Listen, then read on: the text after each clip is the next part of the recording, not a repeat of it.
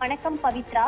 தமிழ்நாடு சென்னை தலைமைச் செயலகத்தில் சுற்றுலா, பண்பாடு மற்றும் அறநிலையங்கள் துறையின் கீழ் செயல்படும் தமிழ்நாடு நாட்டுப்புற கலைஞர்கள் நல வாரியத்தின் சார்பாக 50 லட்சம் ரூபாய்க்கான நலத்திட்ட உதவிகளை 941 நாட்டுப்புற கலைஞர்களுக்கு வழங்கும் விதமாக 10 நாட்டுப்புற கலைஞர்கள் மற்றும் அவர்களது மரபுரிமையினருக்கு கல்வித்தொகை, அதே போல திருமண நிதியுதவி, இயற்கை மரணம், ஈமச்சடங்கு நிதியுதவி போன்ற பல்வேறு நல உதவி திட்டங்களை தமிழ்நாடு முதலமைச்சர் தற்பொழுது வழங்கி இருக்கிறார். குறிப்பாக தமிழ்நாடு அரசை பொறுத்தவரையில் நாட்டுப்புற கலைகள் மற்றும் கலைஞர்களுடைய அந்த வாழ்வாதாரத்தில் மிக முக்கிய பங்காற்றி வரக்கூடிய நிலையில் அவர்களது வாழ்வாதாரத்தை மேம்படுத்துவதற்கென பல்வேறு திட்டங்களை செயல்படுத்தப்பட்டு வருகிறது.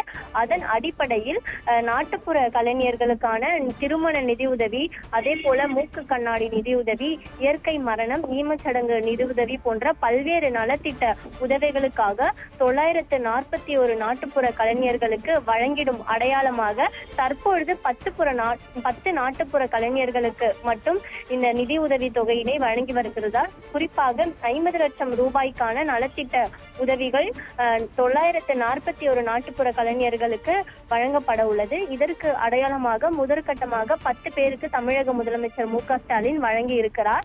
இதனைத் தொடர்ந்து இந்து சமய அறநிலையத்துறை சார்பில் 9 திருக்கோயில்களில் 35.57 கோடி மதிப்பிலான 14 புதிய திட்ட பணிகளுக்கு அடிக்கல் நாட்டி 8 திருக்கோயில்களில் 20.18 கோடி மதிப்பீட்டில் அமைக்கப்பட்டுள்ள 12 பணிமனைகளை திறந்து வைத்து, கரூர் மாவட்டம் ஐயர்மலை அருள்மிகு ரத்னகிரீஸ்வரர் திருக்கோயிலில் 9.10 கோடி மதிப்பீட்டில் அமைக்கப்பட்டுள்ள கம்பிவட ஊர்தியினை பக்தர்களின் பயன்பாட்டிற்காக காலோனி காட்சி வாயிலாக திறந்து வைத்திருக்கிறார்.